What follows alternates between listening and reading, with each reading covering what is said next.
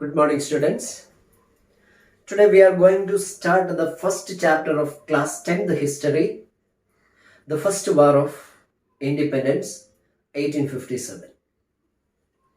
As per the syllabus, we have to study two important topics in this chapter: the causes of the first war of independence and the consequences. In the textbook, the events of the revolt of 1857 is given, but it is not included in the syllabus, so you can leave it.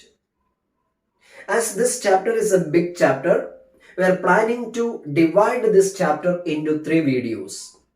In today's video, the first video, we are going to discuss the first two causes of the first war of Indian independence. They are the political causes and socio-religious causes.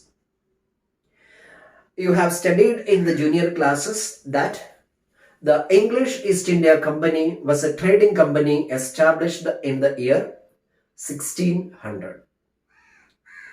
It was conducting lucrative trade with India, and by the mid 18th century, the English East India Company started its territorial conquest. A major part of the Indian subcontinent was conquered by English East India Company. Against the territorial conquest and the interference of the British in the internal affairs of the Indians, there were resentments. But these revolts were local, scattered and isolated. That is why all of them were crushed with an iron hand. But in the year 1857, a revolt was organized, and in this revolt, different types of people like farmers, traders, peasants and soldiers took part. This revolt of 1857 is hailed as the first war of Indian independence. There were many causes for the outbreak of this revolt. There are mainly there were 5 causes: the political causes, socio-religious causes, economic causes, military causes and the immediate cause. In this chapter, this video, we are going to discuss about the first 2 causes, the political causes and the socio-religious causes. The well explained points of these 2 major causes were given in a PowerPoint presentation attached to this video. So watch the video, watch the PowerPoint presentation, and the points given in the PowerPoint is the answers of some of the questions given in the exercise. Now let's move to the PowerPoint presentation. There are 5 causes for the outbreak of the first war of Indian independence. The first one is political causes. Second, socio-religious causes. Third, economic causes. Fourth, military causes. And the last one is immediate causes. In this video, we are going to discuss the first 2 causes, the political causes and the socio-religious causes. Under the heading political causes, there are 4 subpoints. They are policy of expansion, disrespect shown to Bahadur Shah Zafar, treatment to Nana Sahib and absentee sovereignty. These are the 4 political causes for the outbreak of the first war of Indian independence. The first one, under the heading first political cause, policy of expansion, we have to study 4 more subpoints. The British expanded their influence and territory in India by following 4 methods. These 4 methods are by outright wars, by subsidiary alliance, by adopting doctrine of lapse, and on the pretext of alleged misrule. The first method used by the British for expanding their territory in India was by outright wars. The British conquered many Indian states by using force. They attacked the Indian states, defeated the rulers, and annexed the territories of the defeated kingdoms. The kingdom of Mysore, the kingdom of Bengal, the Sikh kingdom, and Maratha kingdom were conquered by outright wars. The second method was by subsidiary alliance. Subsidiary alliance system was introduced by Lord Wellesley to conquer Indian states without war. According to this system, Indian states were protected by the British from the enemies if they are accepting British as their supreme power and maintain British troops at their own cost. The states conquered by using subsidiary alliance were the kingdom of Mysore, Hyderabad, etc. The third method was by adopting doctrine of lapse. Doctrine of lapse was a system of annexation introduced by Lord Dalhousie. According to this system, if an Indian ruler died without a male heir, his kingdom would come under the company's territory. If the king adopts a son, he can inherit the personal property of the king, not the throne. The states conquered by using doctrine of lapse were Jhansi, Nagpur, Satara, and Jaipur. The fourth method was on the pretext of alleged misrule. If there was a revolt or law and order problem in any Indian states, the British annexed that state by saying there was maladministration or misgovernance. In the annexed states, there was high taxes on land, dissolution of army, and unemployment. Awadh was annexed by British on the pretext of alleged misrule. Now the second political cause is disrespect shown to Bahadur Shah Zafar. Bahadur Shah Zafar was the last Mughal ruler. He was a pensioner of the British. In 1849, Lord Dalhousie announced that the successors of Bahadur Shah Zafar would not be permitted to use Red Fort as their palace. In 1856, Lord Canning announced that after the death of Bahadur Shah Zafar, his successors would not be allowed to use the imperial titles. These announcements hurt the feeling of the Indians, especially the Muslims who were considering Bahadur Shah Zafar as the ruler of India. The third one is treatment given to Nana Sahib. Nana Sahib was the adopted son of Peshwa Bajirao II. He became a victim of doctrine of lapse.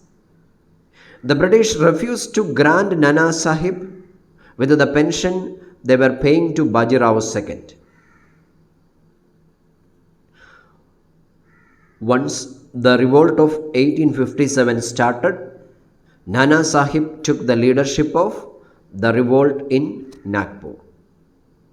The last political cause is absentee sovereignty of the British. Absentee sovereignty means that India was being ruled by the British government from England. In the past, India was conquered by the foreigners like Mughals and Turks, but they settled in India and ruled the country from India. But The British collected revenue from India which was not utilized for the welfare of India, and it was drained to England. Now, moving to the second cause of the revolt of 1857, socio-religious causes. There are 9 subpoints under the heading socio-religious causes. They are interference with the social customs, apprehension about modern innovations, policy of racial discrimination, corruption in administration, oppression of the poor, activities of the missionaries, fears regarding Western education, taxing religious places, and law of property. Now let's discuss each point in detail. The first one is interference with the social customs. The British interference with the Indian social and religious customs were disliked by the orthodox section of the society. The social reforms like the abolition of sati, introduction of widow remarriage, and opening Western education for girls were not welcomed by the masses.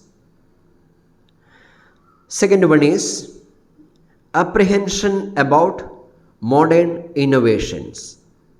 Apprehension here means confusions and misconceptions regarding the introduction of modern innovations and facilities. There were superstitions about the modern innovations introduced by the British in India. There were rumors among the Indians that the telegraph poles were erected to hang the Indians who were against the British rule. In the railway compartments, the higher caste and the lower caste sit side by side, and the upper class believed that it was the deliberate attempt of the British to defy their caste. Third one is policy of racial discrimination. The British followed the policy of racial discrimination towards the Indians. They believed that they were superior to the Indians, and many of the British officers were rude and arrogant towards the Indians. All these made the Indians dissatisfied. The fourth one is corruption in administration. The administrative system of the British in India were highly corrupt. The police and petty officials were corrupt, and a rich got with the crime, but a common man was looted, oppressed, and tortured. The fifth one is oppression of the poor. The complex judicial system enabled the rich to oppress the poor. If the people were unable to pay the arrears of rent, land revenue, and interest on debt, they were subjected to flogging, torture, and imprisonment. The sixth socio-religious cause is activities of the missionaries. From 19th century, the activities and number of the Christian missionaries increased in India. The people suspected the activities of the Christian missionaries. They thought that the government was supporting the missionaries to convert Indians into Christianity. Seventh one is fears regarding Western education. The British introduced Western education in many educational institutions all over the world, all over India. Along with this, some new Western educational institutions were also established. The traditional Indian teachers like Pandit and Maulavis. The Pandits were the Hindu teachers and Maulavis were the Muslim teachers. suspected that the British were trying to discourage traditional religious studies. They said that it was an attempt of the British to convert Indians into Christianity. Eighth one, taxing religious places. When India was ruled by the Indian rulers, the religious properties were exempted from taxation. But the British decided to tax the properties of temples, mosques, gurudwaras, etc.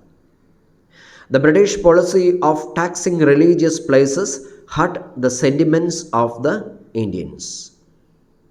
Ninth one is law of property.